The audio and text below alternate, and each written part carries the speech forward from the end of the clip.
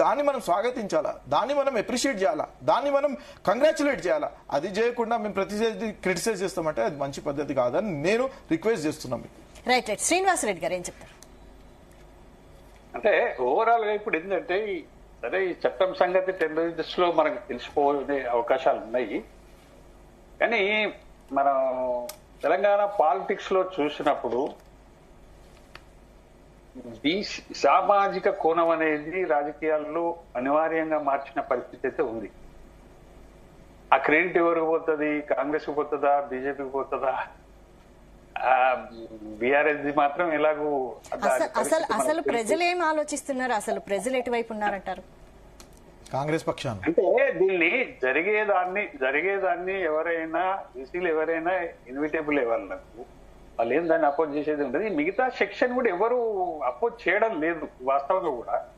ఎందుకంటే గ్రామ రాజకీయాల్లో మనం ఒకసారి చూస్తే తెలంగాణలో న్యాచురల్ దట్ ఈస్ ఇంతకుముందు మీకు చెప్పిన నేను అసలు without reservation they are winning 40% sarpanches, 40% MPTC, 40% ZPTC.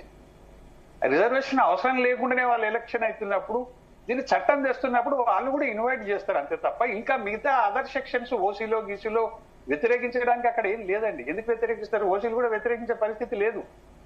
అసలు వాళ్ళు కాంటెస్ట్ లో లేనప్పుడు రిజర్వేషన్ వాళ్ళు ఎంత గెలుస్తుండ్రో అంతే రిజర్వేషన్ లో ప్రభుత్వం ఇస్తున్నప్పుడు దాన్ని ఎవరైనా ఇన్వైట్ చేస్తారు.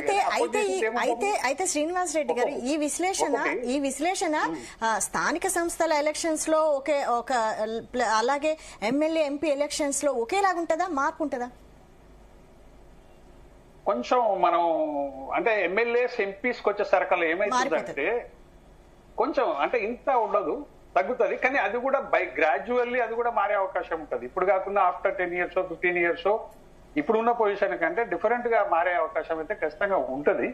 ఇది ఇప్పుడు ఏంటంటే దీంతో వచ్చింది ఏంది, ఇప్పుడు చట్టం కాలేదు, ఆర్డినెన్స్ విఫలమైంది అని అనుకుందాం. లోకల్ బాడీ ఎలక్షన్స్ వస్తే కాంగ్రెస్ పార్టీ ఒకటే కాదండి, మిగతా పార్టీలు కూడా 42 కాదు. అయితే ఈ 42% తో కాంగ్రెస్ ఓసీలకేం దూరం కాలేదు. ఆల్రెడీ బీసీలు నథింగ్ ఎల్స్. కాకపోతే ఈసీ నాదం వల్ల ఏమైందంటే దే ఆర్ అడ్వాంటేజ్ పార్టీస్ ఏమనంటే definitely Congress and BJP, only Congress and BJP, not BRS. ఇప్పుడు కవిత గారు ఎంత ముందుకొచ్చి మాట్లాడినా గానీ ఆ క్రెడిబిలిటీ బీఆర్ఎస్, ఎందుకంటే ప్రజలకు తెలుసు కదండి. ఇప్పుడు మరోవైపు కవిత జాగృతి విజయం అంటున్నారు, అంటే బీఆర్ఎస్ పాత్ర ఉందా లేదో రామ్మూర్తి గారే చెప్పాలి. ఒకటి 1 minute madam, 1 minute. All political parties తెలంగాణలో కాంటెస్ట్ చేసి ఏ రాజకీయ పార్టీ అయినా ఆల్రెడీ వాళ్ళ పార్టీల నుంచి 40% చట్టం లేకున్నా కాంటెస్ట్ లో దిస్తున్నారు. ఇప్పుడు చట్టం వచ్చింది కాబట్టి 45% ఇచ్చినా ఆశ్చర్యం లేదు. బీజేపీ ఇస్తుంది, కాంగ్రెస్ ఇస్తుంది, బీఆర్ఎస్ కూడా ఇస్తుంది, నో డౌట్. అయితే మోర్ అట్రాక్టివ్ గా ఉండే పార్టీలు ఏంటంటే కాంగ్రెస్ అండ్ బీజేపీ. బీఆర్ఎస్ ఏంటంటే లోకల్ బాడీలో ఇవ్వచ్చు, 45% బీఆర్ఎస్ కూడా ఇస్తుంది. But who is going to CM అని అన్నప్పుడు ఖచ్చితంగా ఆ కాంటెస్ట్ లో చూసినప్పుడు better than BRS Congress and BJP అనే ఎవరైనా అనుకుంటారు, బీసీలు కూడా అనుకుంటారు. ఎందుకంటే వీళ్ళు కొన్ని ప్రజల్లో కొన్ని నమ్మకాలు అనేవి. ఇప్పుడు రేవంత్ రెడ్డి ప్రభుత్వం చేసిన కులగణన కావచ్చు, లేదంటే ఇప్పుడు తీసుకొచ్చిన బీసీ బిల్ పాస్ అవుతుందా ఫెయిల్ అవుతుందా దట్ ఈస్ సెకండరీ.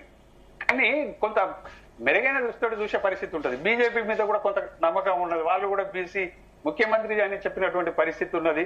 కొంత నిజంగానే సోషల్ ఇంజనీరింగ్ లో బీజేపీ కష్టపడకున్నా గానీ ఈ బీసీ పోలరైజేషన్ కొంత బీజేపీకి అనుకూలంగా మారుతూ వచ్చిన పరిస్థితి మాత్రం ఉన్నటి వరకు ఉన్నది. అంటే వాళ్ళేం కష్టపడలేదు, నిజానికి బీజేపీ కష్టపడేది కాదు. సొసైటీ పరంగా బీసీలు కొంతవరకు, అది మీరు హిందుత్వం అంటారా, నేషనలిజం అంటారా, సంథింగ్ ఏదైనా చెప్పండి, కొంత పోలరైజేషన్ బీజేపీ జరిగిన మాట వాస్తవం. ఆ సక్సెస్ దానికి లోక్సభ ఎలక్షన్ లో కూడా మనకు కనపడ్డది. ఫర్దర్ గా వాళ్ళు ఆ రకంగా పోతారా అనేది మనం జస్ట్ ఈ 10 days లో జరిగిన కొన్ని పరిణామాలు కొన్ని అనుమానాలను కలిగిస్తున్న మాట వాస్తవం. అది క్రెడిట్ ఎవరికి అవుతుందంటే కాంగ్రెస్ పార్టీకి అవుతుంది, నో డౌట్. ఇలా అనుమాన పడాల్సిన అవసరం లేదు బీసీల విషయంలో. రైట్ రామ్మూర్తి గారు చెప్పండి, ఫైనల్ గా ఏం చెప్తారు? ఇప్పుడు పట్టి పంగనామాలు పెడితే పక్కకు పోయినట్టు వీళ్ళకి చిత్తశుద్ధి లేదండి. పని చేసే దాంట్లో వీళ్ళకు ఏదో మేము రిజర్వేషన్ చేస్తున్నాం, 42 ఇస్తున్నాం, ఇగో బీఆర్ఎస్ పార్టీ అడ్డుకుంటుంది, లేదా ఇప్పుడు మీ పెద్దలు అంటున్నారు బీజేపీకి చాలా ఉన్న బీసీ ప్రెసిడెంట్ ని తీసేసి ఇంకో అతన్ని తీసుకొచ్చి పెట్టారు. నేను ముఖ్యమంత్రిని బీసీ చేస్తున్న కాంగ్రెస్ పార్టీ ఇంకో అతన్ని పెట్టారు. ఉన్న వాటికే గత్యంతరం లేదు, ఇచ్చేదే సరిగ్గా ఇవ్వడం లేదు, వాళ్ళ చేతిలో ఉన్నాయే ఇవ్వడం లేదు. కాబట్టి మైండ్ డైవర్షన్ చేసి దీన్ని బీఆర్ఎస్ పార్టీకి అంటగట్టి బదనాం చేయాలనే ఒక కుట్ర తప్ప ఇందులో వచ్చేది లేదు, సచ్చేది లేదు. ఇప్పటికైనా ఒక చిత్తశుద్ధి ఉండాలి. వీళ్ళకు నిజంగా బీసీలకు 42% ఇచ్చి తీరుతామనే పట్టుదల ఉంటే అది ఎక్కడైతే చేయాలనో అక్కడ జయించే దమ్ము ధైర్యం ఉండాలా. అది లేదు వీళ్ళకు లేదు. అటు కేంద్రంలో అధికారంలో ఉన్నది వాళ్లకు లేదు. కాబట్టి బీసీలను ఆ రోజు నుండి ఈ రోజు వరకు 10 సంవత్సరాల తెలంగాణ ప్రభుత్వంలో ఆదుకున్నది బీఆర్ఎస్ పార్టీ. అన్ని రకాలుగా వాళ్ళని ఒక కోటీశ్వరులుగా తయారు చేయడానికి పూనుకున్నది బీఆర్ఎస్ పార్టీ. అన్ని రంగాల్లో వాళ్ళని ముందుకు తీసుకుపోవడానికి చూసింది బీఆర్ఎస్ పార్టీ. బీసీలకు అండగా ఉంటది. బీసీల నుండి వీళ్ళేదో బీసీల పేరు చెప్పి ఏదో పబ్బం కట్టుకోవాలని చూసే బీజేపీ కాంగ్రెస్ పార్టీలకు ఖచ్చితంగా ఈ స్థానిక సంస్థ ఎన్నికలు గాని వచ్చే ఎన్నికలు గాని కర్రుగాల్చి వాత పెట్టడానికి సిద్ధంగా ఉన్నారు. ప్రజలంతా సిద్ధంగా ఉన్నారు. వీళ్ళ అబద్ధాలు ఇక నమ్మ పరిస్థితిలో లేరు. వీళ్ళు ఇచ్చిన హామీలు ఏ ఒక్కటి కూడా నెరవేర్చడం లేదని ఆల్రెడీ పల్లెల్లో చాలా దుర్మార్గం, అందరూ కూడా తిరగబడుతున్నారు. వీళ్ళు పల్లెలకు పోయే పరిస్థితి లేదు. కాబట్టి ఏదో ఒక పేరు చెప్పి ఏదో ఒక రూపేణ మేము మళ్ళా పల్లెలకు పోవాలా, మళ్ళీ ఓట్లు అడగాలని ఒక కుట్ర జరుగుతుంది. రైట్. ఫైనల్ గా చెప్పండి వెంకటరెడ్డి గారు. ఫైనల్ గా నేను ఒకటే డిమాండ్ చేసేది, ఇప్పుడు ఏదో బిల్లు తీసుకొస్తున్నారు, ఆర్డినెన్స్ తీసుకొస్తున్నారు, ప్రాపర్ ఛానల్లో ఒక ట్రాన్స్పరెంట్ పద్ధతిలో దాన్ని ప్రవేశపెట్టి దాన్ని ఉపయోగించుకునే బాధ్యత కాంగ్రెస్ పార్టీ. రేపొద్దున లీగల్ హర్డిల్స్ వచ్చినా, లీగల్ ఇంప్లికేషన్స్ వచ్చినా కూడా దాట్స్ దేర్ రెస్పాన్సిబిలిటీ. మళ్ళీ రేపొద్దున అది ఆగిపోయింది, కోర్టులు చెప్పినాయి, తర్వాత న్యాయ సంస్థలు చెప్పినాయి అని చెప్తే మాత్రం మళ్ళీ వాళ్ళే బాధ్యత తీసుకోవాల్సి వస్తుంది. ఎందుకంటే మళ్ళీ వాళ్ళు బీసీలకి సమాధానం చెప్పాల్సి వస్తుంది.